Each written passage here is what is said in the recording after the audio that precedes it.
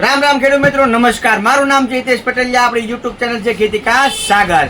હવે ઘણા ખેડૂત મિત્રો કહેતા હતા કે ભાઈ શિયાળુ પાક કરવાનો છે, ચણા છે, ધાણા છે, જીરું છે, વરિયાળી છે.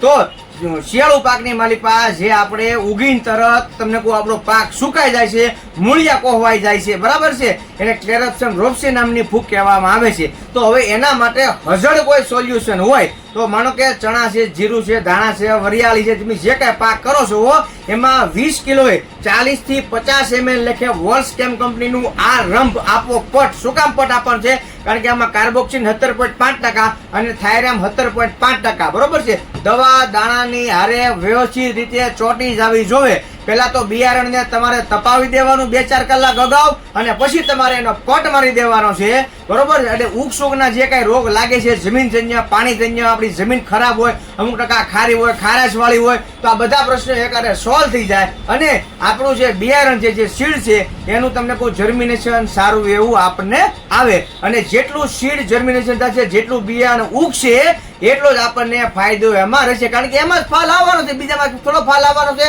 હવે ઈ ઉગી ગયા પછી, પાક મોટો થયા પછી, જયારે એમાં ઈળું લાગી જાય છે, ગમે પ્રકારની લાગી જાય, લીલી એલ લાગી જાય, ગુલાબી એલ લાગી જાય, કાબરી એલ લાગી જાય, કે પછી લશ્કરી એલ લાગી જાય, કોઈ પણ પ્રકારની એળ લાગી જતી હોય તો એની મારી પાસે આ રોક 555 છે. એક પંપે 6 થી 7 ml લખીએ 16 લીટરના પાણી પંપમાં હરખી વ્યવસ્થિત દવા નાખીને હરખું હલાવી નાખો.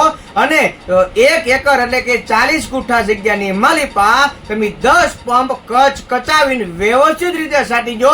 એટલે ગમે એવી એળ હોય મરી તો જાય, પણ લાંબા સમય સુધીનું આપણને એમાં પરિણામ પણ મળશે. એટલા માટે વોલ્સકેમ કંપનીનું રોક 555 ગમે પ્રકારની એળ માટે તમે બકાલામાં પણ નાખી શકો છો, ડુંગળીમાં પણ નાખી શકો છો, ચણા, જીરું, ધાણા, વરિયાળી કોઈ પણ પાક કર્યો એમાં પણ તમે આપી શકો છો, બરોબર છે. વધુ વિડીયો માટે આપણી ચેનલને ફોલો કરી લેજો. રામ રામ ને સીતારામ.